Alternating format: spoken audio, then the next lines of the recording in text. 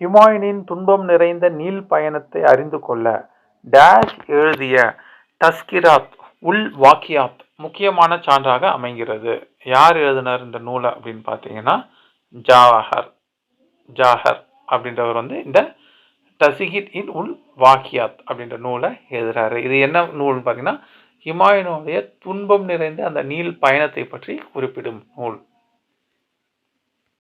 கீழ்கண்டவற்றை ஆராய்க.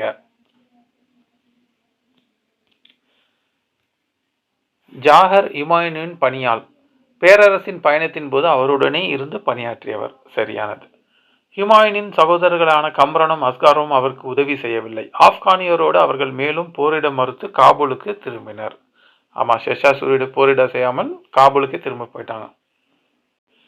சிந்து ஆற்றின் மீது அமைந்த பக்கர் கோட்டையை கைப்பற்றுவதில் தோல்வி கண்டனர். அதன் பிறகு மணல் நிறைந்து அவர் வாழ்வதற்கு அரிய அப்பகுதியில் அவர் இங்கும் அங்கும் விரட்ட பெற்றார்.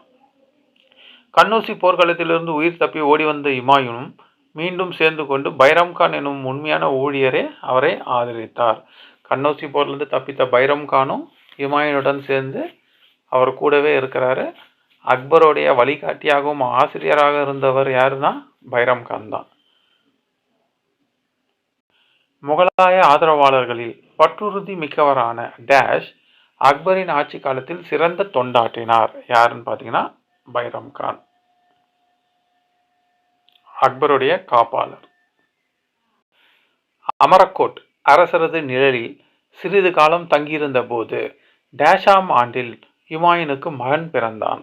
1542 ஆண்டு அமரக்கோட்டையில் அக்பர் பிறக்கிறார். 1542 ஆண்டு நவம்பர் மாதம் 23 அன்று ஹுமாயூனின் இல்லத்தரசியான டேஷ் பிற்காலத்தில் மாண்பு மிக்க அக்பராக திகழ்ந்த ஆண்மகனை ஈண்டெடுத்தார். யாருன்னு பார்த்தீங்கன்னா அக்பருடைய அன்னை யாருன்னு பார்த்தீங்கன்னா அமிதா பானு பேகம். இவங்க தான் வந்து அக்பரின் அன்னை. அழகிய ஆண் குழந்தைய 1542 ஈண்டெடுக்கிறாங்க அமிதா பானு பேகம். ஷா தாம்ஸ்பின் அப்படின்ற நாடாகிய டேஷிற்கு செல்வது என்று முடிவு செய்தார். அவர் தமது குழந்தையை பின்னால் விட்டு செல்ல வேண்டியதாயிற்று. அவர் இந்தியாவில் அந்த குழந்தையை விட்டுட்டு எங்க சொல்றா பாரசீகம் இந்த ஷாம்சப் என்ற மன்னரும் போய் சந்திக்கிறாரு. யாரு? ஹுமாயூன். அவருடைய ஆதரவுனால தான் பின்னாடி நாட்டை மீட்கிறாரு. அஸ்காரி டேஷை கைப்பற்றி கண்டகாருக்கு கொண்டு சென்றார். யாருன்னா அக்பரை கண்டகாருக்கு கொண்டு சென்றார். அங்கே சுல்தான் பேகத்திடம் ஒப்படைத்தார். அம்மாதரசி அக்குழந்தையை மிகுந்த பரிவுடன் வளர்த்து வந்தார். அஸ்காரி வந்து அக்பரை கொண்டுட்டு போறாரு, அங்க போய் வளர்க்குறாங்க. ஹுமாயூன் பாதுகாப்பு தேடி எங்க பாரசீகம் போய் அங்க ஷா தாம்ஸ் என்ற மன்னரிடம் உதவி நாடுகிறார். ஹுமாயூனை ஷா தாம்ஸ் அன்புடன் வரவேற்றார். அவர் டேஷ் சமய பிரிவை சார்ந்தவர் அல்லாததால் தமது விருந்தினரும் அதை போற்ற வேண்டும் என்று விரும்பினார். இது ஷியா பிரிவு. அப்போ ஷியா பிரிவுக்கு மாறுறாங்க. ஷியா பிரிவை சார்ந்த பைரம்கானின் தூண்டுதலின் பேரில் கண்டகாரை வெல்வதற்காக ஒரு படையை தாம்சாப் கொடுக்க முன் வந்தார். அப்போ ஷா தாம்ஸ் வந்து படையெடுப்பை கொடுக்கிறாரு. யாரு? ஷியா பிரிவை சேர்ந்த பைரம்கான் தூண்டுதல் பேர்ல தான் வந்து கொடுக்கிறாரு. அப்போ கண்டகாரை வெல்வதற்கான ஒரு படையை ஷா தாம்ஸ் கொடுக்க இது பண்றார். அதன்படி ஹுமாயூன் வந்து அந்த படையுடன் கந்தகாரை மீட்கிறார். கீழ்கண்ட கூற்றை ஆராய்க. 1544 ஆண்டு ஹுமாயூன் படையுடன் முன்னேற தொடங்கினார். சரி. கண்டகாரை பாரசீகரிடம் ஒப்படைத்து விட வேண்டும் என்ற நிபந்தனையோடு தான் உதவி படையை அளிக்க ஷா முன்வந்தார். சரியானது. இதுவும் தீவிரமான முற்றுகைக்கு பின்னர் கந்தகார் நகரின் காவற்படை தலைவரான இந்த அஸ்காரி சண்டையை சமாளித்தார்.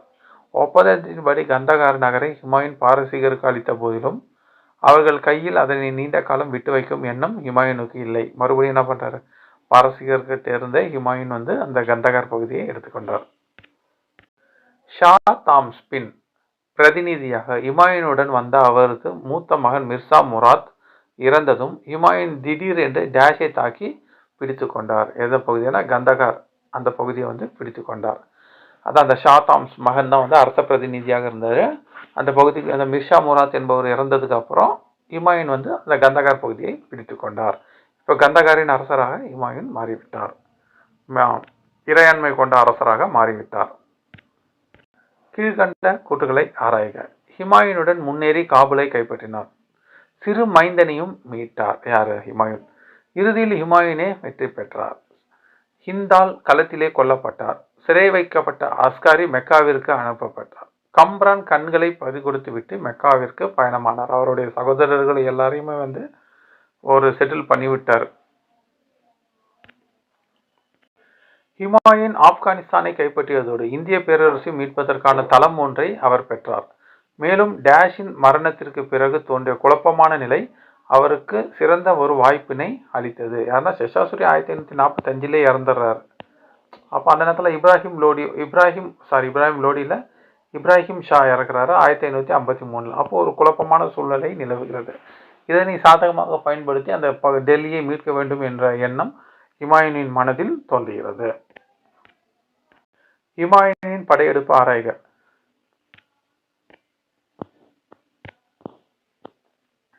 1554 இறுதியில் பெரும்படை ஒன்றுடன் அவர் புறப்பட்டார். முன்னணி படைக்கு அவரே தலைமை தாங்கி சென்றார். படையின் மற்ற பகுதியை பற்றார்வம் மிகுந்த பைரம் கானிடம் ஒப்படைத்தார். சரி, லாகூர் உள்ளிட்ட பஞ்சாபின் பெரும்பகுதி எதிர்ப்பு ஏதுமின்றி ஹுமாயூனின் கையில் சிக்கியது. அவர்கள் ஒன்று திறந்து எதிர்ப்பினை அளிக்க முடியாதவாறு பிளவுபட்டிருந்தமையாலும் ஹுமாயூனின் வேலை எளிதாயிற்று. அனைத்தும் சரியானது. முகலாயரை தடுத்து நிறுத்துவதற்காக அரியணை மீது உரிமை கொண்டாடிய சூர் குலத்தில் தோன்றியவருள் டில்லியை ஆண்டு வந்தவருமான டேஷ் ஒரு படையினை அனுப்பினார். யார் பார்த்தீங்கன்னா டில்லி ஆண்டவர் சிக்கந்தர் ஷா ஒரு படையை அனுப்புகிறார். மாச்சிவாரா ரொம்ப முக்கியமான போர் இது. ஹுமாயூன் இதில் மாச்சிவாரா என்னும் இடத்தில் பஞ்சாப் லூதியானா மாவட்டத்தில் உள்ளது. டேஷ் ஆண்டில் நடைபெற்ற தொடக்கத்தில் சண்டை நடைபெற்றது. ஆப்கானியர் படுதோல்வி அடைந்தனர். எந்தன்னா 1555 இதுதான் இந்த மச்சிவாரா போர் என்பது. ஹுமாயூன் டெல்லியை மீட்ட கதை மீட்ட போர் தான் இந்த மாச்சிவாரா போர். ஹுமாயூனோட ஹிஸ்டரியில் டெல்லியை கன்னௌசி போர் மூலமாக ஆட்சியை இழந்திருப்பார். இந்த மச்சிவாரா போர் மூலமாக டெல்லியை மீண்டும் கைப்பற்றியிருப்பார். 1555 ஜூன் மாதத்தில் டேஷ் என்னும் இடத்தில் மற்றொரு வெற்றியும் பெற்றார். சிக்கந்தர் ஷூர் ஓட்டம் எடுத்தார். எந்த இடத்துல வெற்றி பெறாமனா சர்கிந்த், இந்த இடத்துலையும் வெற்றி பெற்றார். 1555 ஜூலை மாதத்தில் ஹுமாயூன் டேஷ் பிரவேசித்தார். எந்த இடத்துக்கு போறார்? 1555 டெல்லிக்கு பிரவேசித்தார். டேஷில் அமைதியின்மை வளர்வதை தடுப்பதற்காக இளவரசரான அக்பரை ஆளுநராகவும் பைரம் கானை அவனுக்கு காப்பாளராகவும் நியமித்தார். இதுனா பஞ்சாப், இந்த லாகூர் பகுதி பஞ்சாப் பகுதிக்கு ஆளுநராக நியமிக்கிறாங்க. தபகத் இ அக்பரி என்னும் நூலை இயற்றியவர் யார்? தபகத் இ அக்பரி என்ற நூலை இயற்றியவர் நிசாமுதீன் அகமது. இவர் தான் இந்த தபகத் இ அக்பரி அக்பரின் வரலாற்றை குறிப்பிடும் நூலை இயற்றியவர். டேஷாம் ஆண்டு ஜனவரி மாதம் 17ஆம் தேதி அன்று மாலையில் நூல் நிலைய மாடிக்கு ஏறிய பேரரசர் அங்கு சிறிது நேரம் நின்றிருந்தார். அங்கிருந்து அவர் இறங்கிய வந்தபோது முயாசினின் வழிபாட்டிற்காக அழைப்பை உறக்க அறிவித்ததன் அப்போது பேரரசர் பயபக்தியுடன் 2வது மாடியில் மண்டியிட்டார். மீண்டும் அவர் எழுந்தபோது பாதம் வழுக்கியதால் மாடிப்படியில் இருந்து தரையில் விழுந்து இறந்தார். எந்த ஆண்டுன்னு பார்த்தீங்கன்னா 1556ஆம் ஆண்டு.